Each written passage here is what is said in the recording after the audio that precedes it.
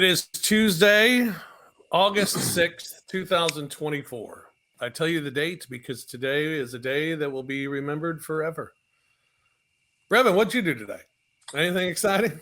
I had a good golf day, mixed in with some colorful golf people to be able to play around. Golf days are So usually good. So, yeah, I golf, understand. You had a good day. Good. I had a good day, and involved in that golf day was some really good people that I Okay. got an opportunity to be to be around. Some within the group, some around in the group. And I got to Yeah. see my good friend again, 44. I told you it's no longer President Obama anymore. He's just 44 now. He's my buddy. So, We're great so, friends. so now it's just come into every couple weeks, you just hang out with 44, and that's just how you roll. It's just to be around and see him, and it was it was a fun time. But no, it was it was good to see him and get to talk to him again. But it was playing my buddy Chris Spencer, who's a comedian. It was funny as ever, and we've had a great time hanging out. And then we got a chance to talk to Glenn Hutchins, who's the owner of the Celtics. So Nice. play with the two of them, and to just get some of the Celtics, the way that they think and how they got where they got to was kind of cool. It was the way that it was all planned out, how they got to where they got to. It was kind of crazy to hear a plan that they put in place and then how it came to fruition years down the road. Are you going to name drop him in a broadcast this year?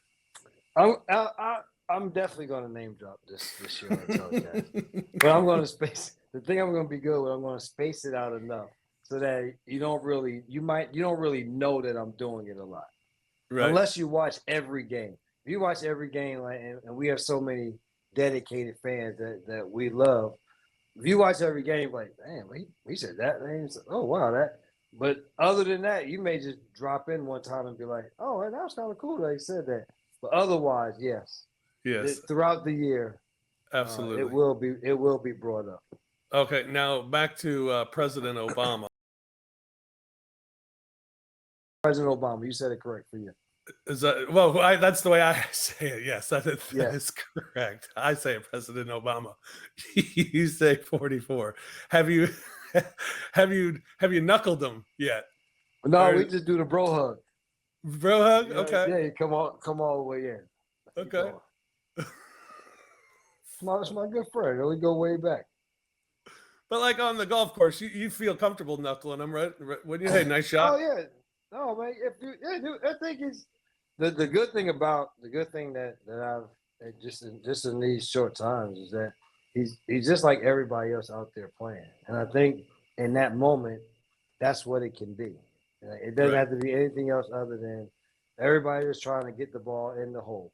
Like that's the ultimate thing, and so it's cool, man. It's cool to be around people that are at higher levels and what way above anything of our stratosphere. But they're still just like us and how they move and what they like to do. How's his game relative to?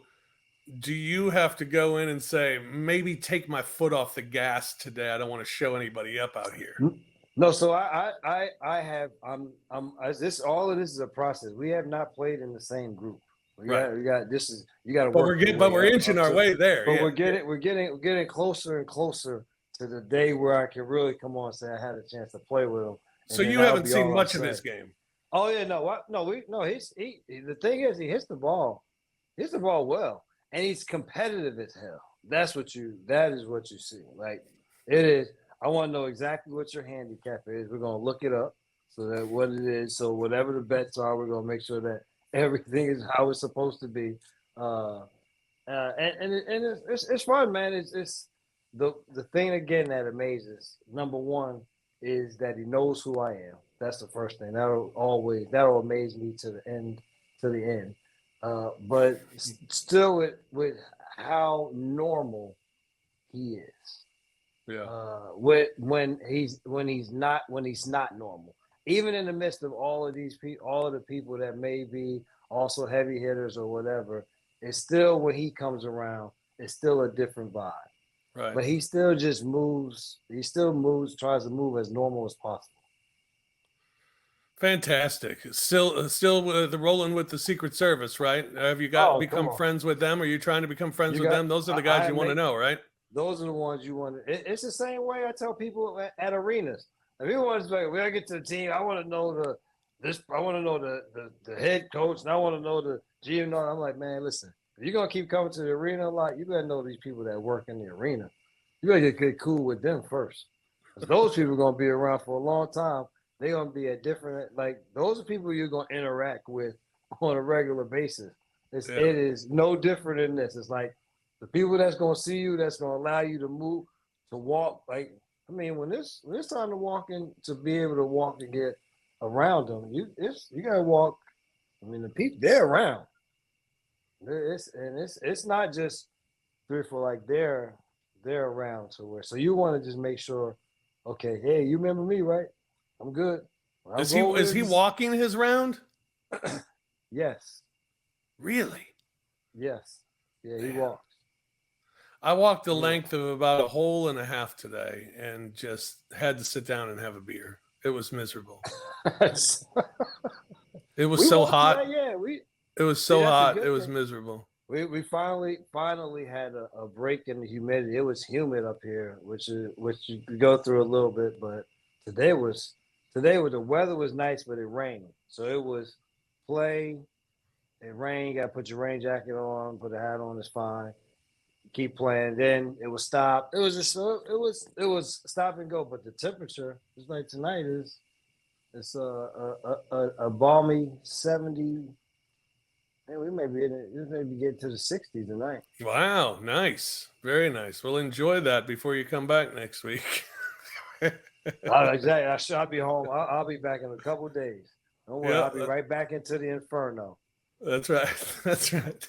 That's Brevin Knight, and that's Brevin's day. Mine was full of school shit that no one wants to hear about. So, yeah, welcome back. Since when do we start school? August 8th. Yo, when has this happened?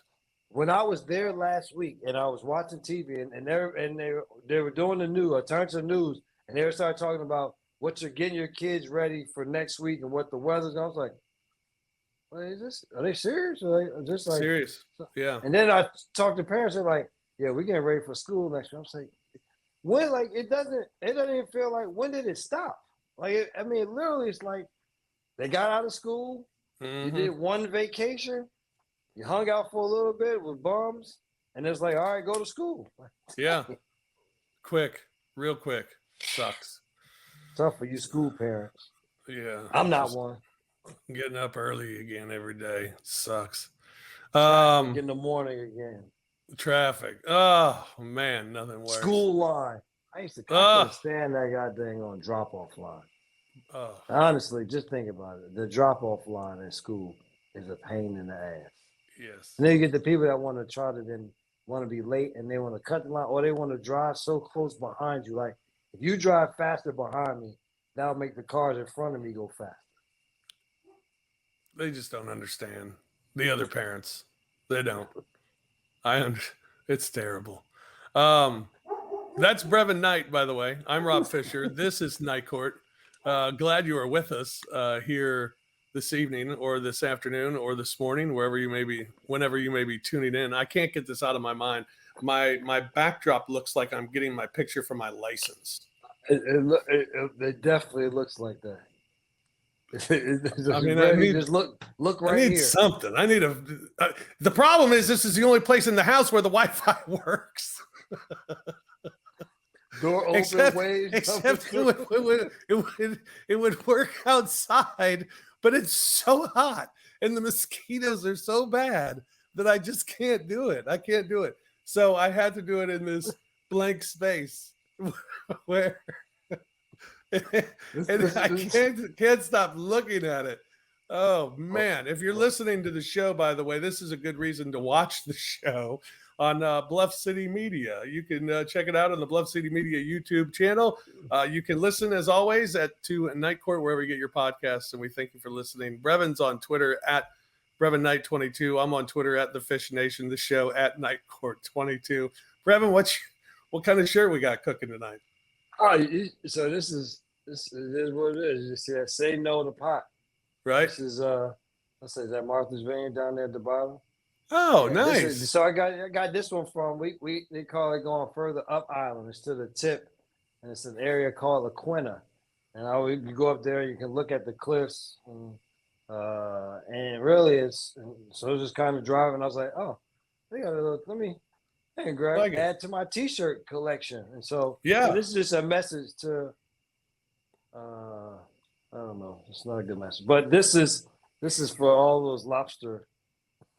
This is for the lobsters. Lobster lovers. Not for the lobster lovers. This is for all the lobsters that may tune in. If they may be in Red Lobster in the tank and they're playing us, or someone has it on their phone.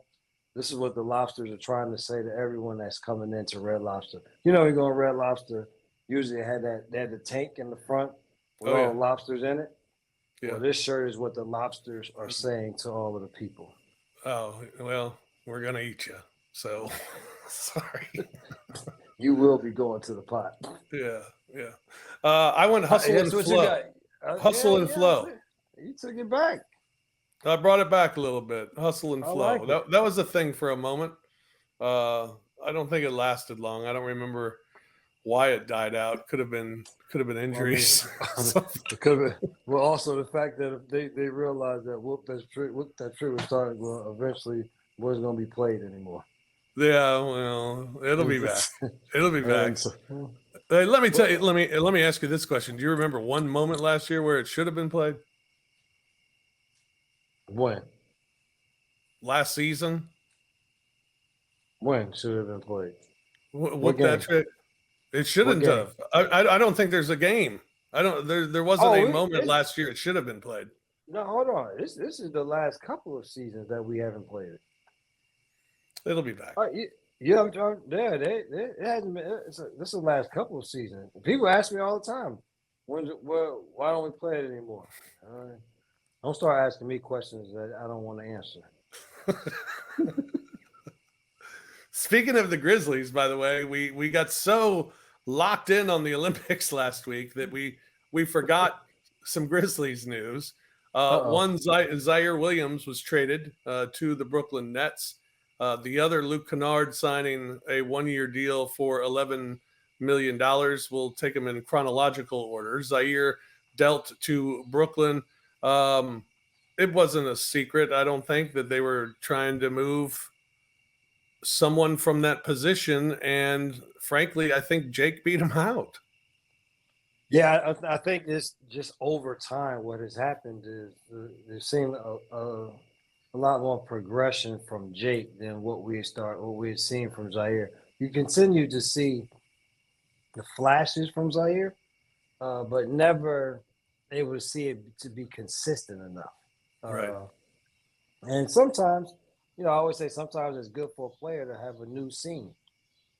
Somewhere, a fresh start, a new voice, somebody with a different expectation for you. And so I hope for Zaire it works out for him. But I just thought that, like you said, at some point it was going to change, and Jake had done enough to show that he was moving forward. Yeah, absolutely. And then Luke Kennard coming back 1 year, $11 million. Kind of surprised that it was a deal like that. Thought it might be a multi-year deal, but it works. I think it works out. Well, sure, it works great in the Grizzlies' favor. Yeah, to be able to get him at that number works out fantastic. You got a shooter. You keep your shooter. You need. You love to have. We saw him do some other things for this team, and I think he feels comfortable with, number one, his role on this team, but also with what the team dynamic is. And so I think that it was great for both parties. It was really good for the Grizzlies, though, to be able to get him back, and especially at that number. I think the Grizzlies from 6 through 12 are much better than they were a year ago. Yes, I think. I mean, going into last season, if everything would have been, right, if Adams was playing, if Ja was playing, still 6 through 11 last year is not as good as this year. And the people that you were depending on even last year will come back this year a year older, a Yeah. little more experienced. Hopefully, in some cases, a little bit more physically growing. But I think for these Olympics are big for Santi Aldama and what he's been able to do with Spain and in terms of playing and being integral in terms of and outcomes of games. That's going to be good. And he's one of those players that's on that back end. The summer league for Jake was good. Playing last year, and so his change. So I think with all of these guys, the only person we just haven't seen in a while is Vince Williams Jr. And because of the injuries to finish out the year, didn't see him, and of course not the summer, but you expect for him to keep growing. So yeah, it's what makes it exciting as to what is to come for this team. First week of August, I'll ask you this. Who's the starting five today? Oh, well, if it's me, then I would say that it's Ja, Dez, Vince, Jaron, and Zach Edey. That would be the if you just say with the guys that we have present day that are on the team, I would go with those five. And then you're looking at your next five being Marcus, Luke, Santi, Gigi, BC. Yep. I guess. Okay, and I think you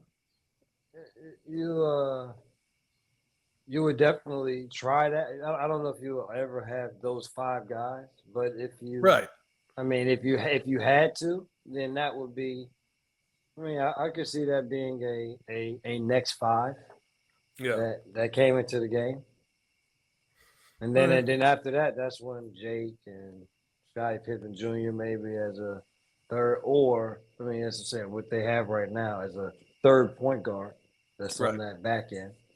Yeah, and then Cam Spencer, get him in there and mop it up, and let's go home with a dub. So like exactly. Yeah, those would be guys that are utility on the back end, but they I don't the contract's still around. Yep. But again, there's depth to the basketball team. They do have depth. Team USA's got some depth. I don't know if how much you've watched of their basketball team, but Joel Embiid said he receives more hate online than any other NBA player. I'm probably the most hated guy in the league. I don't know why. I'm just cool. I don't know what's there to hate about me. Joel Embiid. It's just a different era. It's a different time. It's like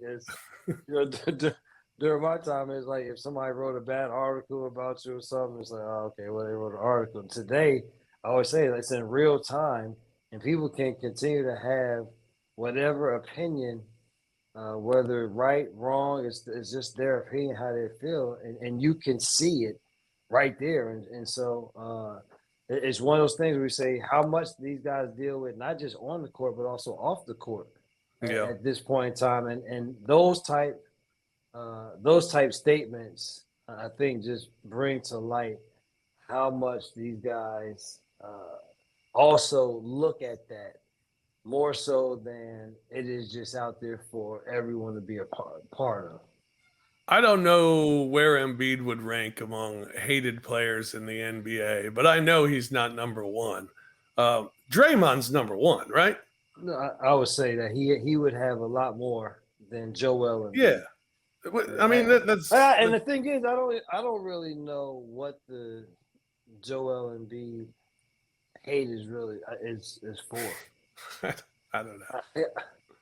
I mean, we don't. I guess we also, being in the Western Conference, we don't really pay. I know I don't pay that much attention to the Eastern Conference as much as I do the Western Conference, but I've never known them to be someone that was in that category of one of the most hated players. No, I don't think so. I think two stand out. Um, and one of them's because he tells us he's hated, and I think I believe it. Number two to me would be Russell Westbrook. Yeah. I mean, he's one of those guys he was polarizing in that either you like the way that he played and went after it, you liked his energy, and you did, but you could never separate. Like that's how he was on the court, but then he was somebody different off of the floor. And so, but yeah, no, I can see that. But the Draymond Green one is, to me, if you said who was, I would say you would put him Right at the top of the list every time. All right, I have a couple of Olympic nuggets for you. All right, you ready for these? Yep. There were, I believe that now I could be wrong on all of these things. Because you never say that on Grizzlies telecast. No. You never preface the nugget with I could be wrong on this. So like I think there were only 3 world records in swimming. It might be more than that, but it's a very low number. I know that, but I counted 3, but it could be more. There are only 3 world records in swimming because the pool's not as deep. How about that? I heard them talking about that, and what does that change? It's normally supposed to be 3 meters, but because it's only 2 meters in Paris, then there's a little more friction maybe in the water or the undertow or what? Some like fan in the water? Like, yeah. What type of undertow could there be? I don't know. But apparently, well, because when you're swimming, you're getting more of a resistance. It's coming back quicker because it's only 2 meters deep instead of the 3 meters. So that resistance is coming up from the bottom and it's hitting on your legs, and so you can't go. So as you're doing your thing and pushing the force down, it's bouncing off of the floor. Because it's closer, and then it's coming back up. This has suddenly become very much like the Wi-Fi debate. I'm literally, it's very close to it. So you're saying that when it's deeper, then it takes it longer for all of that force to get down to the bottom. You can go faster. Deeper, faster. Yeah. I believe. You can go deeper, faster, not. But if you go shallow, slow. Shallow, slower. Yes, correct. Shallow. I guess that's something that you know. Shallow, slow. Why are the Olympics in cahoots? Yeah, fast, deep. Yes, the Olympics we're still working on that metric system, and I don't understand. I don't understand every 4 years why we're still trying that. It's not working for me. Well, number one, the problem is because we think everything should be tailored for us. Right. That is correct. Yes. The same way as when we go to the hotel in Canada, they put the temperature in Celsius. Yeah. Like, why is this not in Fahrenheit? Yeah. Come on. What's wrong with y'all? What is wrong with this hotel? See, that's why I can't travel overseas. Because it's got to be my way. They got the best walks. They do have the best walks on. All right, this from last week, a lesson that I learned. You were talking about the equestrian and how you love the horse things that they do. Right, in the how big they are, and how big. And you said that the one was 19 hands, and we were debating the hands. Well, a hand is. Do you know how much a hand equals? It's only 4 inches. 4 inches is a hand, and it's based on the width of the human hand. Okay. And it was started by King Henry VIII of England, and today is used to measure the height of horses from the ground to the withers. What are the withers? That's shoulders? That's the top of the shoulders. Yeah. So to measure a horse's height in hands, you first have to have someone who has a 4-inch hand. See, I told you. Did I say that? But last week, did I not say that? Last week I said there got to be some standard hand No. size. No, that's not true. That's not how they do that. They don't.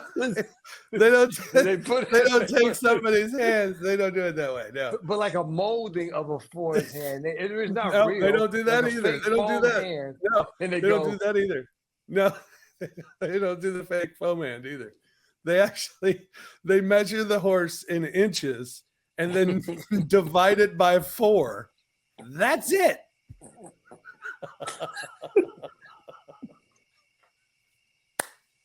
How about that? Just something, just to be different. Like just to we couldn't just say how big they are. And Oh, he's 60 inches tall. Nope, 15 hands. What? 15 hands. All right. I thought, yeah, 1, 2. Right. And that's how they think they do it. But no, it's the width of the hand. Feels like that's 19 inches is pretty big horse, I guess. Yeah, I told you that. Yeah. Noah Lyles. Have you watched Noah Lyles? He's fun. Have I? Boy, listen, I love him because he just talks so much. But he said it early. He said it. I watched this on Netflix. It's a series called Sprint. It's excellent. You should watch it, and it gives like the background and sort of day to day with all of the big name U.S. sprinters. And of course, he's on there. And he talks about wanting. He's like, why can't track and field have flair, personality, more to the game, so that people think that it's fun, it's enjoyable. It's like, well, you know what? I'm going to be the personality. I'm going to be the person that talks the talk and walks the walk. And boy, he talked the talk, and at this point is walking the walk with that 100 win. Mm-hmm. Fastest man in the world by 50,000th of a second. Is that what it was? 5 1,000ths. Jeez. And he was able to get that torso there for it. And I'm glad it kind of happened a little bit, because I always wondered what crosses into say this is the first thing. Is it any part of your body? Like, is it my foot? Is it my arms able to cross? But they were saying as the torso has to cross in order. And so he was able to thrust forward just enough. I'm going with the torso. I think it's the torso. I'm telling you that's the torso. Oh, I thought you were asking. Have you been drinking tonight? I literally wrote this whole thing of telling you what it is. You say to me, you think it's the torso. You ain't gotta think. I'm just saying you're right, Brevin. I agree with you. All right, I got another thing that I'm not sure is true. Okay. But I think it is. Katie Ledecky has the top 20 times in the 1500 of all time, and the top 29 of the 30 fastest times all time in the 800. That's insane. Did you see how much she won by in the 1500? Oh my God, it was unbelievable. That's why I believe these, but because I think they said them on TV. I think that's how I heard them, and I wrote them down. But that's incredible. She won the 1500, and it was like she could have just almost waded in to win. Right. Like she could have done the doggy paddle, and they wouldn't have caught her in the last 50 meters. Right. She's such a Stanford student. That's whenever I see her in the water, it just takes me back to what Stanford does for its athletes. Right.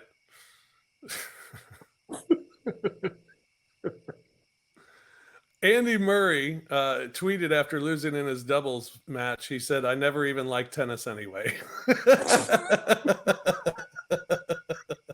Right, he did retire. Is that he's done? That was it. He retired. That was it. Yeah, he lost to a couple Americans. Yep, sure did. But he goes out with Andy Murray and Nadal. The Americans did in doubles this in the Olympics. Yeah. How about that? USA, go USA! Just ending careers out there. By the way, one bright career. I want to today a toast. I have a toast for a friend of mine who went to high school with. His name is Steve Schlanger. Went to St. Louis U High. Played baseball with him. Oh, there you go. His name's up on the screen. Steve Schlanger. Toast out to Steve Schlanger. He gets a toast from me because I was watching. Steve is watching, like he's doing play-by-play in the Olympics. He's working for NBC, doing play-by-play in the Olympics, doing like I watched these because I've been locked in, as I told you. He did the bike riding, like where they go over the rocks and everything too, and through the course, like through the through the woods, the forest, it was over cool. the desert. It was on a road. It was on a road, but then they had some areas where there was rocky and stuff. I don't know what it was called, but it was great. And then he did play-by-play of the triathlon. Let me tell you something. That's a lot of talking over some people not running pretty slow. Back in 1984, no, not 1984. Hell, I was 12 years old. 1994. In 1994, I did the Olympic Festival in St. Louis on radio, and we got to broadcast all these events, and I did play-by-play of every single event.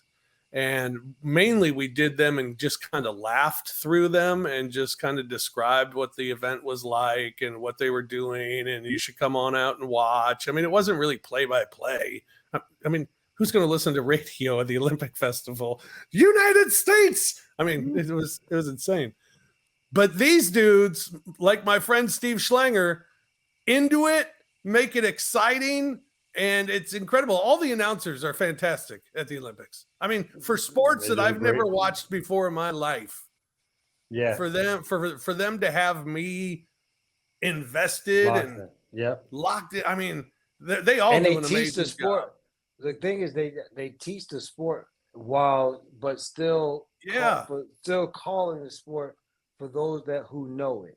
Like you don't want to dumb it down so much that the people that know it, like, oh, would you just call it how, stop trying to explain the game. We already know, or explain whatever the event is. Yeah. And so shout out to them, especially to your buddy Steve.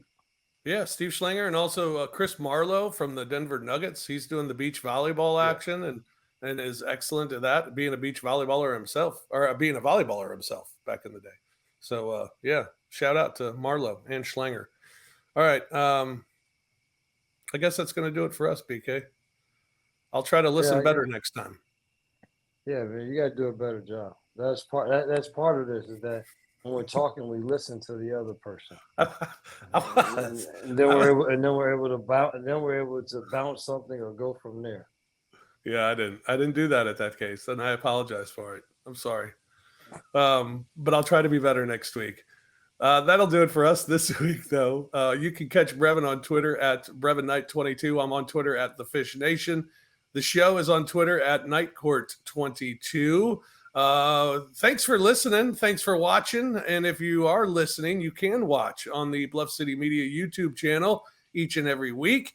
And if you are watching, thank you. Appreciate it. One of the few days I won't wear a hat on this show.